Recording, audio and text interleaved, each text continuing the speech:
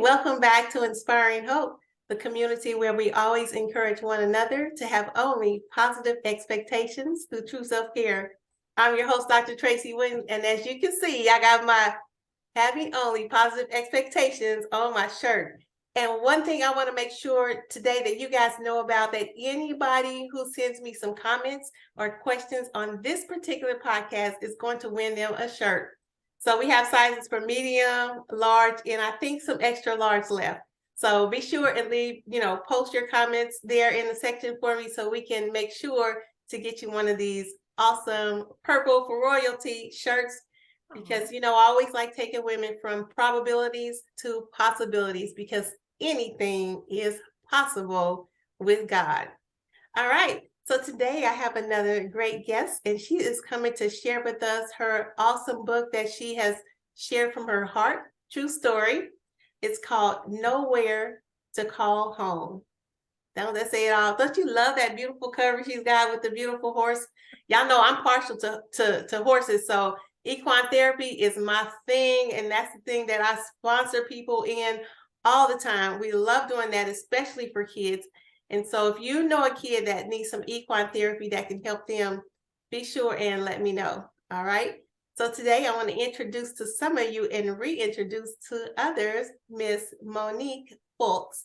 She is the author of this awesome book called Nowhere to Call Home.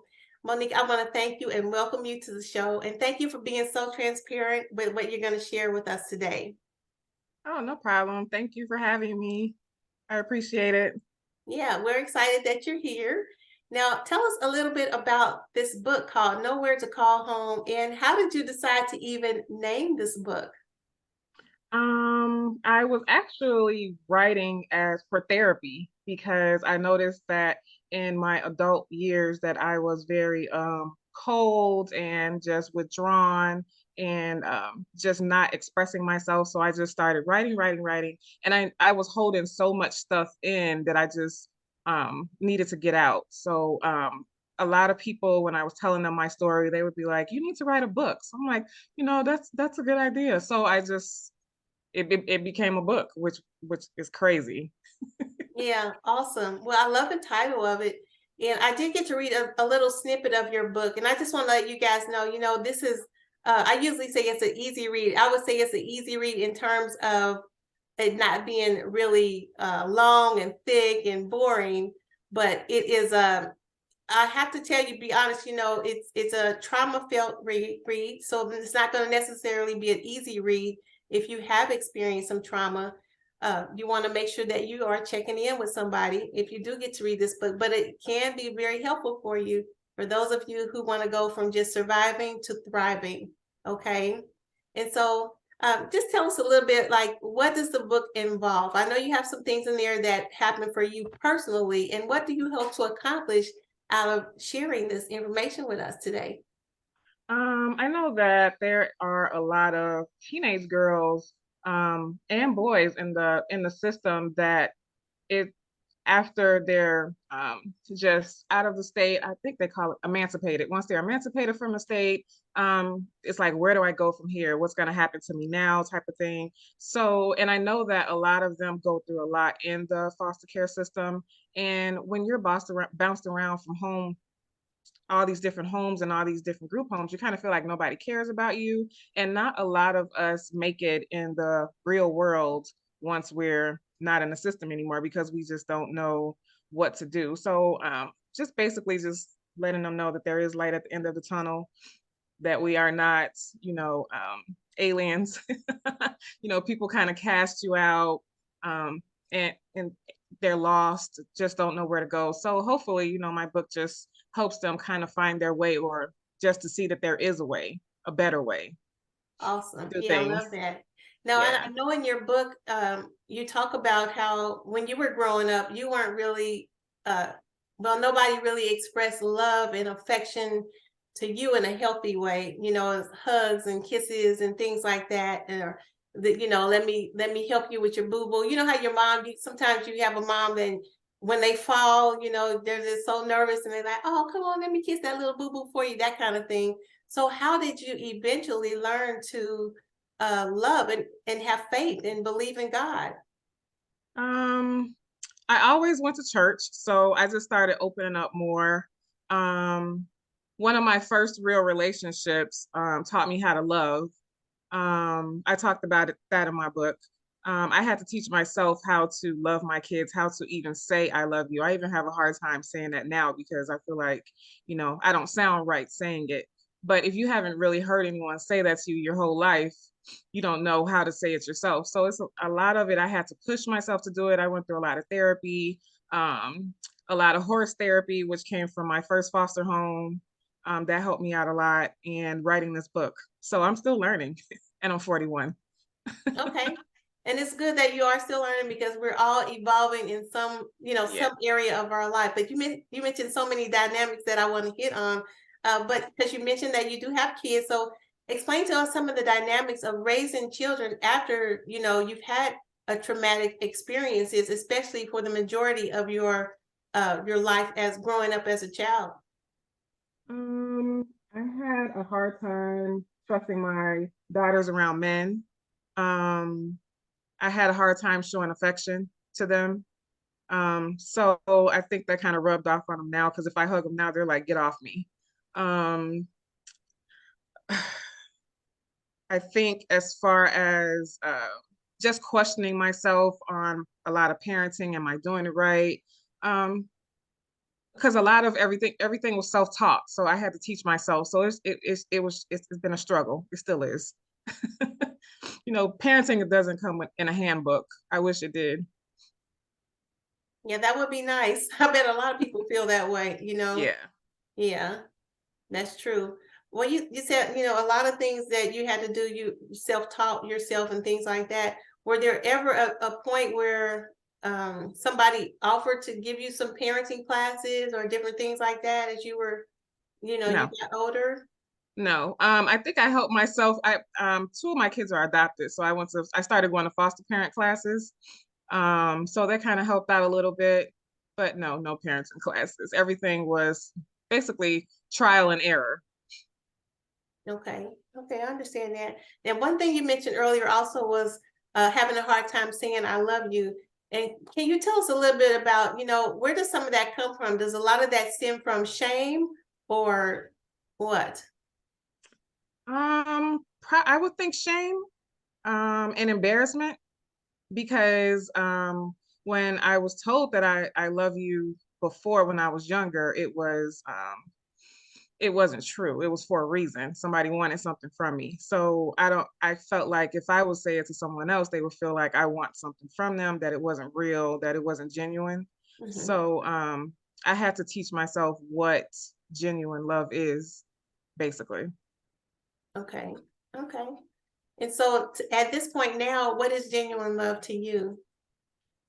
Um, Unconditional love, um, just being open, caring, affection, which I still struggle with these things. Trust me. I'm still in therapy for it, but that's basic. I still believe in fairy tales. Hopefully, I'm too old for it, but hopefully I'll get the Julia Roberts movie. Um, Anything is possible. I truly believe that.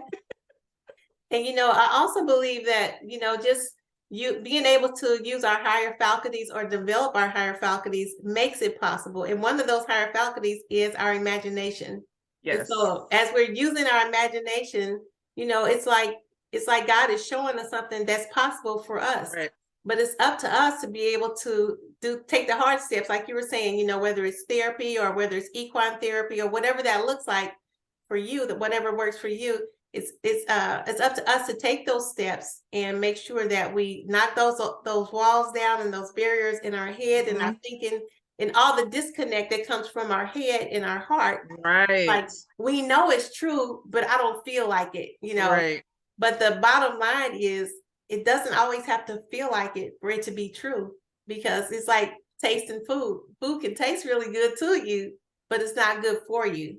right, You know what I mean? Yeah. right. Yeah. So The that's a disconnect good is an point. issue. Being awarded a state, we have, and I can speak for a lot of us that are foster kids, we have a huge disconnect problem, especially in like relationships with people. We just like disconnect so easily that it's crazy. Yeah. So that means is it hard for you to trust people? Yeah. Okay, so tell us a little bit about what were some of the things that happened to you in particular that made it hard for you to trust people? Like you had mentioned when they say I love you, that they really just want something from you. Give us some examples of. Well, I was molested by my stepfather when I was 10, and he would be like, "Let me take you shopping," because my mom didn't really take me shopping for new clothes or like take me to the store and stuff like that. So I'm like, oh, okay, he's making me feel special type of thing, and that turned into molestation. I've been in maybe 7 foster homes, 5 group homes, 3 shelters, just about. Mhm. Um, I went to one foster home that tried to set me on fire. They poured lighter fluid on my head. They locked me in a basement. They didn't let me use the bathroom. They were feeding me through the top of the floor. Yeah, it was really bad. Wow. Yeah. Okay, yeah, that is bad. Now, when you say they, do you mean the people in charge, the people that work there, or kids? Oh no, the foster parents. Oh, wow. Okay. Yeah. So let me make sure we got this right, just so our listeners can understand the dynamics of sometimes what happens in foster homes. So were you taken out of your original home where you lived at first and then Yeah. put into a foster home? Yep. And so did that make it seem like, so you out of one bad situation into a worse situation? Exactly. Exactly. And that was the purpose of my book. Like you took me away from my mom, to say, let me give you a better life, let me make it better. The first foster home was how I fell in love with horses. They're the ones who actually introduced me to horses. It was like the best life I've had for I think I was there for like a month, maybe 2 months. Mm-hmm. They took me out of that foster home. I went home. I think my stepfather raped me for like a week straight. It was crazy. And I ran. They put me in another foster home, and that was the one that ended up trying to set me on fire. I will never forget that. He poured Wow. like lighter fluid on my head. Then he put a gun in my mouth. It was really bad. And they made me lie when DCFS came, like nothing happened. And I ended up going to a shelter where I had to sleep on the floor for 5 days because they were overcrowded. Wow. So how did they find out that what happened really did happen, and so they They took never you to did. I never talked about it. so how did you get out of the second home into the next foster home? Because it was a what do you call those, temporary placements? Temporary, Yeah, I believe it was temporary. yeah. Okay. Yeah. Well, thank God that was temporary and Oh yeah, they would have killed me. yeah, I don't know who would have killed me. My mom would have foster home, but yeah, they probably would have killed me. yeah. Well, so sorry all these things happen to you. You go from one place, the next place, and it seems like it just gets worse each time. Yeah. So what was your turning point finally where you just said, okay, something changed in your heart or in your head and things began to change and turn around for you? I don't think things started to turn around until I was 38. I think I've been just racing to this finish line of what I want, what I need, Hmm. um, and trying to get better because I know I was horrible. I was cold, I was distant, and I was like a human robot. All I did was work. So I had to like really build up my family life and build up my relationship with my kids and just make life better and heal and start to heal. So I don't think I started healing until I was probably like 37, 38. Okay, and this was after you started adopting the kids? Or did you Um, adopt them first and then the healing I came? adopted one first. Okay, Yeah. But okay. she was a relative. Mm. So it kind of happened out of nowhere. But my So were son, you like rescuing her pretty much? yeah. Okay, okay, so great. That's a good dynamic. I want to just touch on that for just a second here and ask you. So, because I was going to ask you, what made you, adopt some kids, after having this traumatic experience? How did you decide to adopt? Um, I kind of just had it in my head that I would never be like some of the foster parents that I had. And I wanted to make somebody else's life better. Yes, since mine was so horrible. yeah.